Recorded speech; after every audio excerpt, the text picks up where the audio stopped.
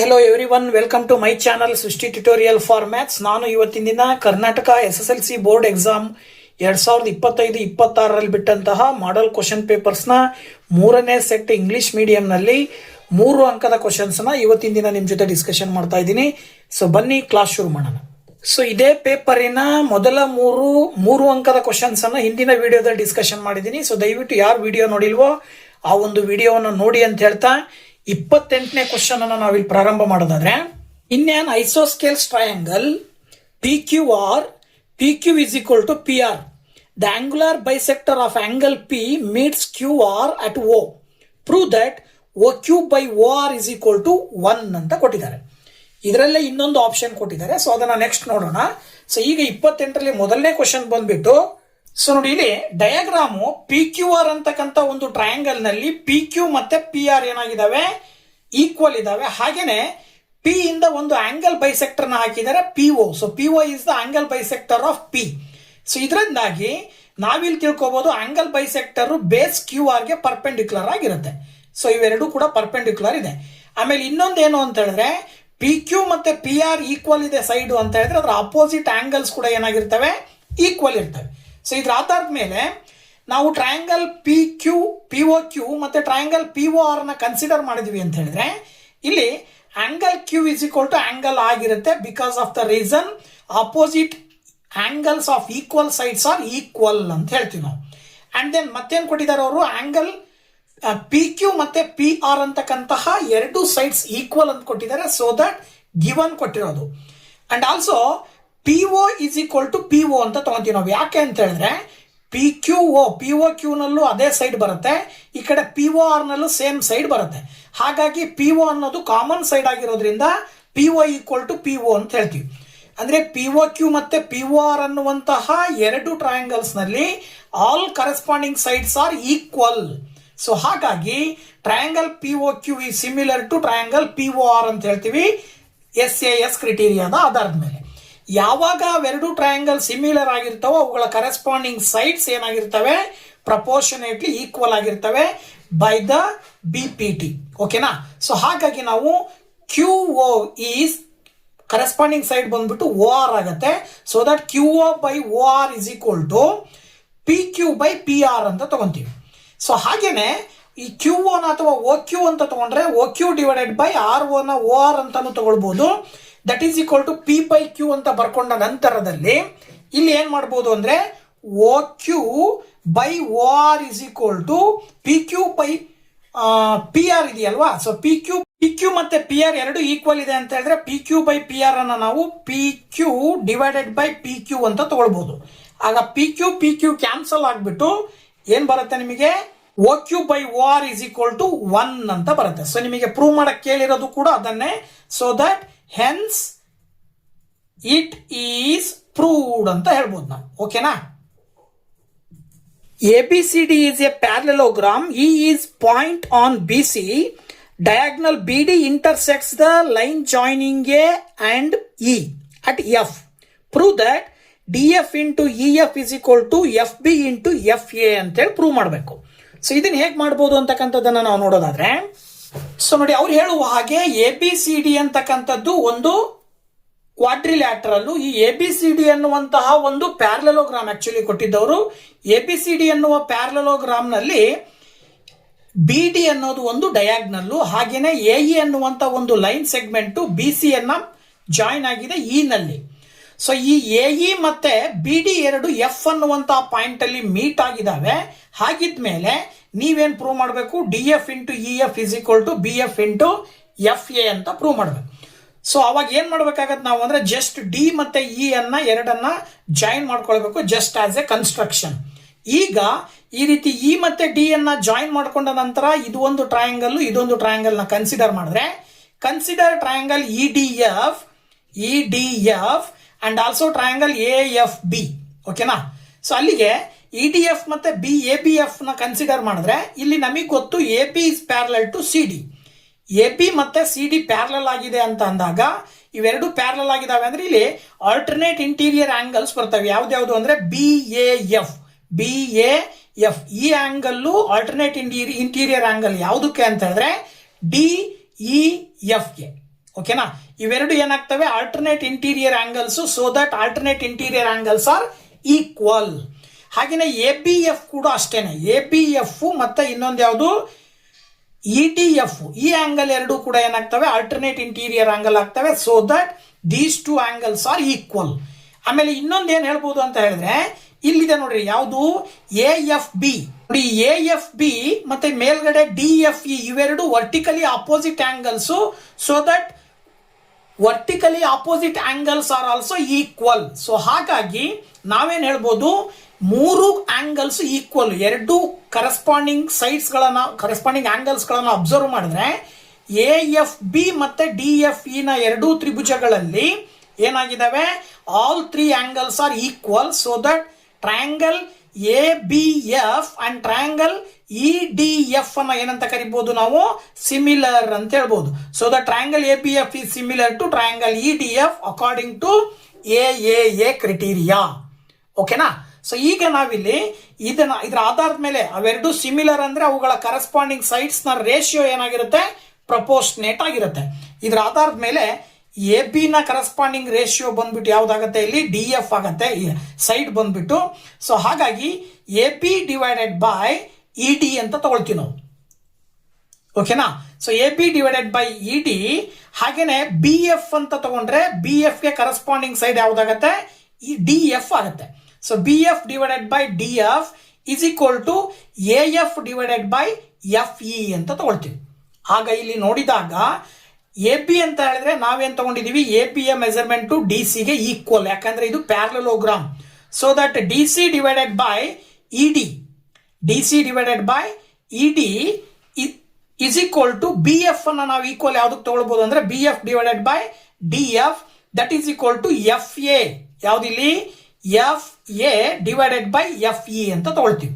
So ಆಗ ನಾವಿಲ್ಲಿ ಏನ್ ತಗೊಳ್ಬಹುದು ಅಂದ್ರೆ ಇವೆರಡನ್ನ ಕನ್ಸಿಡರ್ ಮಾಡಿದ್ರೆ ಯಾವ್ದ್ಯಾವ್ದು, BF by DF is equal to FA divided by FE ಇವೆರಡನ್ನ ತಗೊಂಡು ಕ್ರಾಸ್ ಮಲ್ಟಿಪ್ಲಿಕೇಶನ್ ಮಾಡಿದ್ರೆ BF into FE is equal to DF into FA ಆಗತ್ತೆ. ಇದನ್ನ ನಾವು ಆಲ್ಟರ್ನೇಟ್ ಮಾಡ್ಕೊಂಡ್ರೆ DF ಇಂಟು EF ಇದನ್ನ ಈ ಕಡೆ ತಗೊಂಡ್ಬಂದು is equal to BF into FA ಈ ಕಡೆ ತಗೊಂಡು ಬಂದ್ರಿ ಅಂತ ಹೇಳಿದ್ರೆ ಇದನ್ನ ನೀವು ಏನಂತ ಬರೀಬಹುದು ಅಂದ್ರೆ BF ಮತ್ತೆ EF ಅನ್ನ ಇಂಟು ಅಂತ ತಗೊಳ್ತೀರಾ, that is equal to FA into DF ಅನ್ನ ಈ ರೀತಿ ಬರ್ಕೊಳ್ತೀರಾ. ಸೊ ನೀವು ಪ್ರೂವ್ ಮಾಡಕ್ ಕೇಳಿರೋದು ಕೂಡ ಅದೇ, DF into EF is equal to BF into FA ಅಂತೇಳಿ. ಸೊ ದಟ್ ನೀವೇನ್ ಬರೀಬಹುದು, ಹೆನ್ಸ್ ಇಟ್ ಈಸ್ ಪ್ರೂವ್ಡ್ ಅಂತ ಹೇಳ್ತೀವಿ ನಾವು. ಓಕೆನಾ, ಇಟ್ ಈಸ್ ಪ್ರೂವ್ಡ್ ಅಂತ ಹೇಳಿ ಸುಲಭವಾಗಿ ಹೇಳಬಹುದು.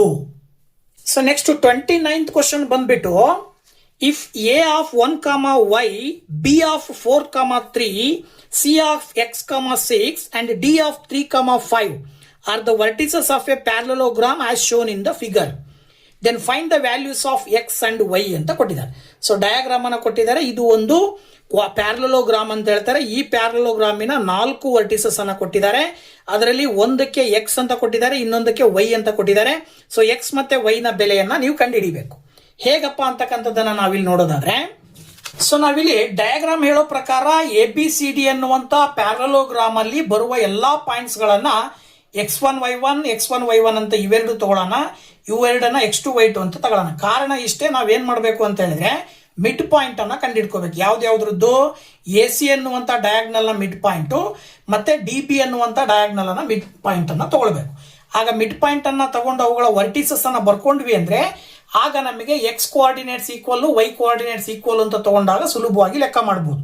ಸೊ ನಾವೀಗ ಮೊದಲು AC ಯ ಮಿಡ್ ಪಾಯಿಂಟ್ ಅನ್ನ ಕಂಡುಹಿಡ್ಕೊಳ್ಳೋಣ. AC ಯ ಮಿಡ್ ಪಾಯಿಂಟ್ ಏನ್ ಬರುತ್ತೆ ಅಂದ್ರೆ ಮಿಡ್ ಪಾಯಿಂಟ್ ಫಾರ್ಮುಲಾ ಬಂದ್ಬಿಟ್ಟು x1 plus x2 divided by 2 y1 plus y2 divided by 2.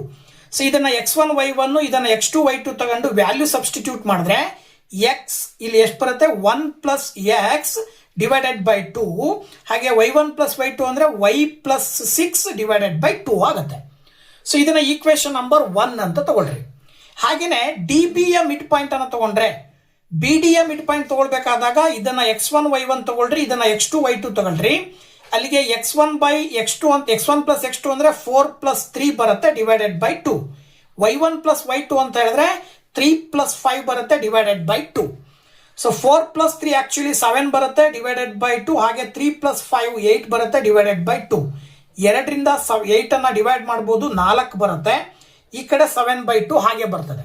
ಈಗ comparing 1 and 2, on comparing 1 and 2, 1 plus x/2 ಅನ್ನ ನಾವೇನಂತ ತಗೊಳ್ಬಹುದು, 7/2 ತಗೊಳ್ಬಹುದು. ಹಾಗೇನೆ y ಪ್ಲಸ್ 6/2 ಅನ್ನ ಏನಂತ ತಗೊಳ್ಬಹುದು, 4 ಅಂತ ತಗೊಳ್ಬಹುದು. ಈಗ ನೀವು ಇದನ್ನ ಅಬ್ಸರ್ವ್ ಮಾಡಿದ್ರೆ 2 ಇಲ್ಲೇ ಕ್ಯಾನ್ಸಲ್ ಆಗ್ಬಿಡುತ್ತೆ. x ಇಸ್ ಈಕ್ವಲ್ ಟು ಏನಾಗುತ್ತೆ, ಇಲ್ಲಿ 7 ಪ್ಲಸ್ 1 ಈಕ್ವಲ್ ಇಂದ ಆ ಕಡೆ ಹೋದ್ರೆ -1 ಬರುತ್ತೆ. So that x is equal to 6 ಬಂತು.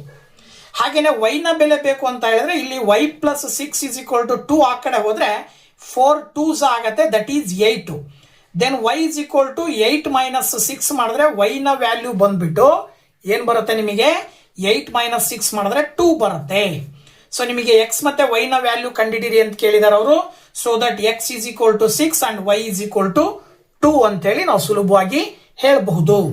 ನೆಕ್ಸ್ಟ್ 30th ಕ್ವಶನ್ ನೋಡೋದಾದ್ರೆ ನೋಡಿ, ಇಲ್ಲಿ arcs are drawn in square ABCD with A, B, C and D as the centers of the circles of radius 3.5 cm as shown in the figure. If the area of the square ABCD is 144 square centimeter, then find the perimeter of the shape PQRST UVWP formed by arcs within the square ಅಂತ ಕೇಳಿದ್ದಾರೆ. So ಇದನ್ನ ನಾವು ಹೇಗೆ solve ಮಾಡಬಹುದು ಅಂತಕ್ಕಂಥದ್ದನ್ನ ನೋಡೋದಾದ್ರೆ, so ನೋಡಿ ಇಲ್ಲಿ ಡಯಾಗ್ರಾಮ್ ಬಂದ್ಬಿಟ್ಟು ABCD ಅನ್ನೋದು ಒಂದು ಸ್ಕ್ವೇರ್. ಸೊ ಅಂದ್ರೆ ಅದರ ಸ್ಕ್ವೇರ್ ನ ಏರಿಯಾ ಕೊಟ್ಟಿದ್ದಾರೆ 144. ಅಲ್ಲಿಗೆ ನಾವು ಮೊದಲು ಸ್ಕ್ವೇರ್ ನ ಪ್ರತಿ ಸೈಡ್ ಎಷ್ಟೆಷ್ಟು ಇರುತ್ತೆ ಅನ್ನೋದನ್ನ ಕಂಡುಹಿಡ್ಕೊಳ್ಬೇಕು. ಅದ್ರ ಪ್ರಕಾರ ಏರಿಯಾ ಆಫ್ ಸ್ಕ್ವೇರ್ ನ formula A square. Then A square is equal to 144 ಬರುತ್ತೆ. Then A square is equal to ನಾವು 144 ಅನ್ನ 12 ಸ್ಕ್ವೇರ್ ಅಂತ ಬರ್ಕೊಳ್ಬಹುದು. ಈಗ ಸ್ಕ್ವೇರ್ ಎರಡು ಕಡೆ ಕ್ಯಾನ್ಸಲ್ ಆಗಿ A ನ ವ್ಯಾಲ್ಯೂ 12 ಬರುತ್ತೆ. ಅಂದ್ರೆ ಇದಿಷ್ಟು ಎಷ್ಟಿರುತ್ತೆ, 12. ಹಾಗೇನೆ ಇದಿಷ್ಟು ಕೂಡ ಎಷ್ಟಿರುತ್ತೆ, 12. ಸೇಮ್ ಎಲ್ಲಾ ಕಡೆನೂ ಕೂಡ ಮೆಜರ್ಮೆಂಟ್ ಎಷ್ಟು ಬರ್ತದೆ, 12 ಸೆಂಟಿಮೀಟರ್ ಬರುತ್ತೆ. ಈಗ ನಾವೇನ್ ಮಾಡಬೇಕು ಅಂತ ಹೇಳಿದ್ರೆ, ಅವ್ರು ಏನ್ ಕೇಳಿದ್ದಾರೆ, PQ, P ಇಂದ Q ಮತ್ತೆ Q ಇಂದ R, R ಇಂದ S, S ಇಂದ T, T ಇಂದ V, U ಇಂದ V, V ಇಂದ W, W ಇಂದ P, ಇದಿಷ್ಟರ ಪೆರಿಮೀಟರ್ ಕಂಡಿಡಿರಿ ಅಂತ ಕೊಟ್ಟಿದ್ದಾರೆ. ಸೊ ಇದಿಷ್ಟರ ಪೆರಿಮೀಟರ್ ಬೇಕು ಅಂತ ಹೇಳಿದ್ರೆ ನಾವೇನ್ ಮಾಡ್ಬೇಕು, ಇಲ್ಲಿ 4 ಸೆಕ್ಟರ್ಸ್ ಇದಾವೆ. ಈ 4 ಸೆಕ್ಟರ್ಸ್ ನ ಆರ್ಕ್ ನ ಲೆಂತ್ ಅನ್ನ ಕಂಡುಹಿಡ್ಕೊಡ್ಬೇಕು ಫಸ್ಟ್. ಸೊ ಈ 4 ಸೆಕ್ಟರ್ ನ ಆರ್ಕಿಗೆ ನೆಕ್ಸ್ಟ್ ಏನ್ ಸೇರಿಸ್ಬೇಕು ನೀವು, PW, QR, ST ಮತ್ತೆ VU ಅನ್ನ ಸೇರಿಸ್ಬೇಕು. ಸೊ ಇವುಗಳ ಮೆಜರ್ಮೆಂಟ್ ಎಷ್ಟು ಬರುತ್ತಪ್ಪ ಅಂತ ನಾವು ನೋಡೋದಾದ್ರೆ, ಅವ್ರು ಏನ್ ಮಾಡಿದ್ದಾರೆ, ರೇಡಿಯಸ್ ಅನ್ನ ಕೊಟ್ಟಿದ್ದಾರೆ. ಏನ್ ಕೊಟ್ಟಿದ್ದಾರೆ ಅವರು, ರೇಡಿಯಸ್ ಅನ್ನ ಕೊಟ್ಟಿದ್ದಾರೆ. ಸೊ ರೇಡಿಯಸ್ ಬಂದ್ಬಿಟ್ಟು 3.5 ಇರುತ್ತೆ. ಇದೇನಿದು ರೇಡಿಯಸ್, ಇಲ್ಲಿಂದ ಇಲ್ಲಿ ತನಕ 3.5. ಸೊ ಅಲ್ಲಿಗೆ ಇದಿಷ್ಟು ಕೂಡ 3.5. ನೀವು ಇದೊಂದನ್ನ ನೋಡ್ಕೊಂಡ್ರೆ ಸಾಕಿದ್ರು ಮೆಜರ್ಮೆಂಟ್. 3.5 ಈ ಕಡೆ 3.5 ಅಂದ್ರೆ ಟೋಟಲ್ 7 ಸೆಂಟಿಮೀಟರ್ ಲೆಸ್ ಮಾಡ್ಬೇಕು ನಾವು. ಯಾವ್ದ್ರಲ್ಲಿ, CD ಎನ್ನುವ ಟೋಟಲ್ ಸ್ಕ್ವೇರ್ ನ ಸೈಡ್ ಅಲ್ಲಿ ಆ ಕಡೆ ಈ ಕಡೆ ಇರುವಂತಹ ರೇಡಿಯಸ್ ನ 7 ಸೆಂಟಿಮೀಟರ್ ಲೆಸ್ ಮಾಡಿದ್ರೆ ನೀವು 12ರಲ್ಲಿ 7 ಕಳೆದು ಇದೇನ್ ಬರುತ್ತೆ, ಈ ಮೆಜರ್ಮೆಂಟ್ ಬರುತ್ತೆ. ಇದಿಷ್ಟರ ಅಳತೆ ಬರುತ್ತೆ. UV, ಆಮೇಲೆ ST, QR, PW ಇವೆಲ್ಲವುಗಳ ಅಳತೆ ಬರುತ್ತೆ. ಇನ್ನು ಆರ್ಕ್ ನ ಲೆಂತ್ ಅನ್ನ ಕಂಡುಹಿಡಿಯಲಿಕ್ಕೋಸ್ಕರನೇ ಫಾರ್ಮುಲಾ ಇದೆ θ/360 × 2πr.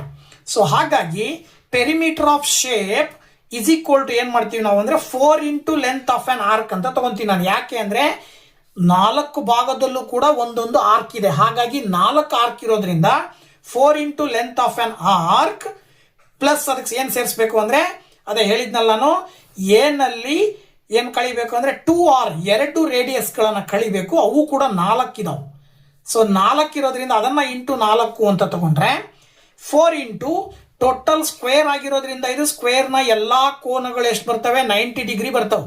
ಸೊ ನೀವು ಥೀಟಾದ ವ್ಯಾಲ್ಯೂ ಅನ್ನ 90 ಡಿಗ್ರಿ ಅಂತ ತಗೊಂಡು 2 × 2 × 22/7 ಪೈ ನ ವ್ಯಾಲ್ಯೂ, ರೇಡಿಯಸ್ ಬಂದ್ಬಿಟ್ಟು 3.5 ಪ್ಲಸ್ 12 - 7 × 4 ಮಾಡಿದ್ರಿ ಅಂತ ಹೇಳಿದ್ರೆ ಏನ್ ಬರುತ್ತೆ, 90/360 ಅಂತ ಹೇಳಿದ್ರೆ 900 ಕ್ಯಾನ್ಸಲ್ ಆಗುತ್ತೆ. 9 1s 9 4s, ದೆನ್ 4 ಕ್ಯಾನ್ಸಲ್ ಆಗುತ್ತೆ. ಹಾಗೇನೆ ಇಲ್ಲಿ ನೀವು ಏನ್ ಮಾಡ್ಬೋದು, ನೆಕ್ಸ್ಟ್ ಏನ್ ಮಾಡ್ಬೋದು, 7 1s 7 0.5s ತಗೊಂಡ್ರೆ 0.5 × 22 ಮಾಡಿದ್ರೆ 11 ಬರುತ್ತೆ. 11 × 2 ಮಲ್ಟಿಪ್ಲೈ ಮಾಡಿದ್ರೆ 22 ಬರುತ್ತೆ. ಹಾಗೆಯೇ 12ರಲ್ಲಿ 7 ಕಳೆದ್ರೆ ನಿಮಗೆ 4 ಬರುತ್ತೆ. 4 ಇಂಟು 4 ಮಾಡಬೇಕಾಗತ್ತೆ. 4 ಇಂಟು 4 ಅಲ್ಲಿಗೆ 22 ಪ್ಲಸ್ 4 4 12 ಮೈನಸ್ 7 ಮಾಡಿದ್ರೆ ಎಷ್ಟು ಬರುತ್ತೆ? 5 ಬರುತ್ತೆ. ದೆನ್ 5 4 ಮಾಡಿದ್ರೆ 20, that is equal to 22 plus 20 ಮಾಡಿದ್ರೆ 42 ಸೆಂಟಿಮೀಟರ್ ಬರುತ್ತೆ. ಸೊ ಈ 42 ಸೆಂಟಿಮೀಟರ್ ಅಂತಕ್ಕಂಥದ್ದು perimeter of the shape PQRSTUVWP ಆಗಿರುತ್ತೆ. ಓಕೆನಾ? ಸೊ ಇನ್ನು 31st question, find the mean for the following frequency distribution table ಅಂತ ಕೊಟ್ಟಿದ್ದಾರೆ. ಈ ಒಂದು ಫ್ರೀಕ್ವೆನ್ಸಿ ಡಿಸ್ಟ್ರಿಬ್ಯೂಷನ್ ಟೇಬಲ್ ನಲ್ಲಿ 2 ಆಪ್ಷನ್ ಕೊಟ್ಟಿದ್ದಾರೆ. ಒಂದು ಮೀನ್ ಕಂಡುಹಿಡಿಯಬೇಕು, ಇನ್ನೊಂದು ಮೋಡ್. ಎರಡರಲ್ಲಿ ಯಾವ್ದು ಒಂದಾದ್ರೂ ಮಾಡಬೇಕಾಗತ್ತೆ.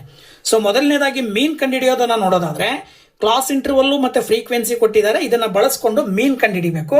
ಹೇಗೆ ಅಂತ ನೋಡೋದಾದ್ರೆ, ಸೊ ನೋಡಿ, ಕೊಟ್ಟಿರುವ ಕ್ಲಾಸ್ ಇಂಟರ್ವಲ್ ಮತ್ತೆ ಫ್ರೀಕ್ವೆನ್ಸಿನ ಆಸ್ ಇಟ್ ಈಸ್ ಬರ್ಕೊಂಡು ನೆಕ್ಸ್ಟ್ ನೀವು ಮಿಡ್ ಪಾಯಿಂಟ್ ಅನ್ನ ಕಂಡುಹಿಡ್ಕೊಳ್ಬೇಕು. ಕ್ಲಾಸ್ ಇಂಟರ್ವಲ್ ನ mid point. So class interval ನ ಮಿಡ್ ಪಾಯಿಂಟ್ ಕಂಡುಹಿಡ್ಕೊಳ್ಳೋದು ಹೇಗೆ ಅಂದ್ರೆ ವೆರಿ ಸಿಂಪಲ್. ಲೋಯರ್ ಲಿಮಿಟ್ ಮತ್ತೆ ಅಪ್ಪರ್ ಲಿಮಿಟ್ ಅನ್ನ ಕೂಡಿ ಡಿವೈಡೆಡ್ ಬೈ 2 ಮಾಡಿದ್ರೆ ಆಯ್ತು. ನೋಡಿ, 5 ಪ್ಲಸ್ 15 ಆಗುತ್ತೆ. ಡಿವೈಡೆಡ್ ಬೈ 2 ಮಾಡಿದ್ರೆ 10 ಬರುತ್ತೆ. 15 ಪ್ಲಸ್ 25 ಎಷ್ಟು ಬರುತ್ತೆ ಅಂತ ಹೇಳಿದ್ರೆ 40 ಬರುತ್ತೆ. ಡಿವೈಡೆಡ್ ಬೈ 2 ಮಾಡಿದ್ರೆ 20 ಬರುತ್ತೆ. ಹಾಗೇನೆ ಆಸ್ ಇಟ್ ಈಸ್ ಎಲ್ಲವನ್ನೂ ಕೂಡ ಈ ರೀತಿ ಎಕ್ಸ್ ಬರ್ಕೊಂಡು ನಂತರ ಏನ್ ಮಾಡಬೇಕು ಅಂದ್ರೆ ಫ್ರೀಕ್ವೆನ್ಸಿ ಮತ್ತೆ ಎಕ್ಸ್ ಮಿಡ್ ಪಾಯಿಂಟ್ ಇವೆರಡನ್ನ ಮಲ್ಟಿಪ್ಲೈ ಮಾಡಬೇಕು. 2 10s are 20, 3 20s are 60, 5 30s are 150, 7 40s are 280, 3 50s are 150. Next frequencies ಗಳನ್ನ ಅಷ್ಟನ್ನು ಆಡ್ ಮಾಡ್ಕೊಂಡ್ರೆ ಸಮ್ ಆಫ್ FI ಎಷ್ಟು ಬರುತ್ತೆ? 20 ಬರುತ್ತೆ. As it is F into X ನ ಪ್ರಾಡಕ್ಟ್ ಅನ್ನ ಮಲ್ಟಿಪ್ಲೈ ಮಾಡಿದೀವಲ್ವಾ, ಅದಿಷ್ಟನ್ನ ಕೂಡ್ಕೊಳ್ಬೇಕು. Sum of FI into XI ಎಷ್ಟು ಬರುತ್ತೆ? 660 ಬರುತ್ತೆ. And then we know that the formula x bar is equal to sum of FI into XI divided by sum of FI ಅಂತ ಹೇಳ್ತೀವಿ. ಹಾಗಿದ್ರೆ x bar is equal to ಏನು ಬರುತ್ತೆ? 660 divided by 20 ತಗೊಂಡು cancel ಮಾಡಿದ್ರೆ 2 ಇಂದ 66 ಅನ್ನ ಕ್ಯಾನ್ಸಲ್ ಮಾಡಿದಾಗ ನಿಮಗೆ 33 ಬರುತ್ತೆ. So 33 is the mean of this grouped data ಅಂತ ಹೇಳ್ಬೋದು ನಾವು. ಓಕೆನಾ? ಸೊ ನೆಕ್ಸ್ಟ್ ಇದರಲ್ಲೇನೆ 31ರಲ್ಲೇ ಇನ್ನೊಂದು R ಅಂತ ಹೇಳಿ ಕೊಟ್ಟಿರ್ತಕ್ಕಂಥ ಕ್ವಶನ್ ನೋಡೋದಾದ್ರೆ, find the mode for the following frequency distribution table.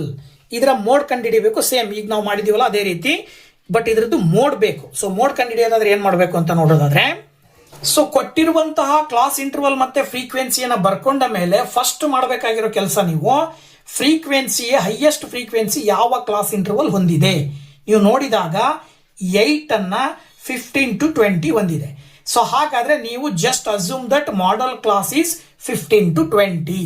So next ನೀವು ಈ ಮಾಡೆಲ್ ಕ್ಲಾಸ್ ಅನ್ನ ಸೆಲೆಕ್ಟ್ ಮಾಡ್ಕೊಂಡ ನಂತರ ಫಾರ್ಮುಲಾದಲ್ಲಿ ಏನು ಪಾಯಿಂಟ್ಸ್ ಬರ್ತಾವಲ್ಲ, ಫಾರ್ಮುಲಾದಲ್ಲಿ ಬರುವಂತ ವರ್ಡ್ಸ್ ಗಳ ಲೆಟರ್ಸ್ ಇದಾವಲ್ಲ, ಅವುಗಳ ವ್ಯಾಲ್ಯೂಸ್ ಅನ್ನ ಒಂದೊಂದಾಗಿ ಬರ್ಕೊಳ್ತಾ ಹೋಗ್ಬೇಕು.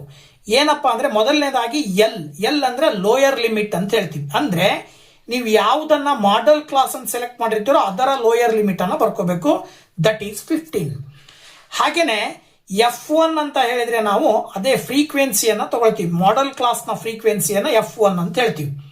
ಇನ್ನು F0 ಅಂದ್ರೆ ಮಾಡೆಲ್ ಕ್ಲಾಸಿನ ಹಿಂದಿನ ಫ್ರೀಕ್ವೆನ್ಸಿ, ಅಂದ್ರೆ ಹಿಂದಿನ ಕ್ಲಾಸ್ ಇಂಟರ್ವಲ್ ನ ಫ್ರೀಕ್ವೆನ್ಸಿ 5, ದಟ್ ಈಸ್ 5. F2 ಅಂತ ಹೇಳಿದ್ರೆ ಮಾಡೆಲ್ ಕ್ಲಾಸಿನ ಮುಂದಿನ ಕ್ಲಾಸ್ ಇಂಟರ್ವಲ್ ನ ಫ್ರೀಕ್ವೆನ್ಸಿಯನ್ನ ಬರ್ಕೊಳ್ಬೇಕು. That is 4. ಇನ್ನು H ಅಂತ ಹೇಳಿದ್ರೆ size of the class interval ಅಂತ ಕರಿತೀವಿ. ಅಂದ್ರೆ size of the class interval ಅಂತ ಹೇಳಿದ್ರೆ 15 20 ಇದೆ. ಒಂದು ಲೋಯರ್ ಲಿಮಿಟ್, ಇನ್ನೊಂದು ಅಪ್ಪರ್ ಲಿಮಿಟ್. ಅಂದ್ರೆ ನೀವೇನ್ ಮಾಡಬೇಕು, ಸೈಜ್ ಬೇಕು ಅಂದ್ರೆ ಅಪ್ಪರ್ ಲಿಮಿಟ್ ಅಲ್ಲಿ ಲೋಯರ್ ಲಿಮಿಟ್ ಅನ್ನ ಕಳಿಬೇಕು. ಸೊ 20 ಮೈನಸ್ 15 ಮಾಡಿದ್ರೆ ಆಕ್ಚುಲಿ 5 ಬರುತ್ತೆ. ಇದಿಷ್ಟನ್ನ ನೀವು ಬರ್ಕೊಂಡ ನಂತರದಲ್ಲಿ ಫಾರ್ಮುಲಾಗೆ ಅಪ್ಲೈ ಮಾಡಬೇಕು. ಫಾರ್ಮುಲಾ ತಾವೆಲ್ಲರೂ ಕೂಡ ಪ್ರಾಕ್ಟೀಸ್ ಮಾಡಿರ್ಬೇಕು. ಸೊ ನೋಡಿ, mode is equal to L plus F1 minus F0 divided by 2 into F1 minus F0 minus F2 into H ಅನ್ನುವಂಥದ್ದು ಫಾರ್ಮುಲಾ. ಇಲ್ಲಿ L ಅಂತ ಹೇಳಿದ್ರೆ 15, F1 ಅಂದ್ರೆ 8 ಮೈನಸ್ F0 ಅಂತ ಹೇಳಿದ್ರೆ 5 ಡಿವೈಡೆಡ್ ಬೈ 2 ಇಂಟು F1 ಅಂದ್ರೆ 8 ಮೈನಸ್ F0 ಅಂದ್ರೆ 5 ಮೈನಸ್ F2 ಅಂತ ಹೇಳಿದ್ರೆ 4 ಇಂಟು 5. 15 ಪ್ಲಸ್ 8 ಮೈನಸ್ 5 ಮಾಡಿದ್ರೆ 3 ಬರುತ್ತೆ. 2 8s are 16. ಎರಡಕ್ಕೂ ಮೈನಸ್ ಇರೋದ್ರಿಂದ ಆಡ್ ಮಾಡ್ತೀರಿ. ಮೈನಸ್ 5 ಮೈನಸ್ 4 ಮಾಡಿದ್ರೆ ಮೈನಸ್ 9 ಬರುತ್ತೆ into 5. Then 15 plus 3 by 16 minus 9 ಮಾಡಿದ್ರೆ ನಿಮಗೆ 7 ಬರುತ್ತೆ ಇಂಟು 5 ಅಂತ ತಗೊಳ್ತೀರಾ. Next step 15 plus 3 into 5 multiply ಮಾಡಿದ್ರೆ 15 ಬರುತ್ತೆ ಡಿವೈಡೆಡ್ ಬೈ 7. ಸಪೋಸ್ ನೀವು 7 ಇಂದ 15 ಅನ್ನ ಡಿವೈಡ್ ಮಾಡಿದ್ರಿ ಅಂದ್ರೆ 2.15 ಬರುತ್ತೆ. ದೆನ್ 15 ಪ್ಲಸ್ 2.15 ಅನ್ನ ಆಡ್ ಮಾಡಿದ್ರೆ 17.15 ಬರುತ್ತೆ. This is the mode of this given data ಅಂತ ಹೇಳಿ ನಾವು ಸುಲಭವಾಗಿ ಹೇಳಬಹುದು. ಸೊ ಇಲ್ಲಿವರೆಗೂ 3 ಅಂಕದ 4 ಕ್ವಶನ್ಸ್ ಅನ್ನ ನಿಮ್ ಜೊತೆ ಡಿಸ್ಕಷನ್ ಮಾಡಿದ್ದೀನಿ. ಇನ್ನು 2 ಕ್ವಶನ್ ಮತ್ತೆ 4 ಅಂಕದ ಕ್ವಶನ್ ಒಂದಿಗೆ ನೆಕ್ಸ್ಟ್ ವಿಡಿಯೋದಲ್ಲಿ ಬರ್ತೀನಿ. ಸೊ ದಯವಿಟ್ಟು ಅಲ್ಲಿ ತನಕ ವೇಟ್ ಮಾಡ್ತಾ ಇರಿ ಅಂತ ಹೇಳ್ತಾ thank you very much. Bye bye.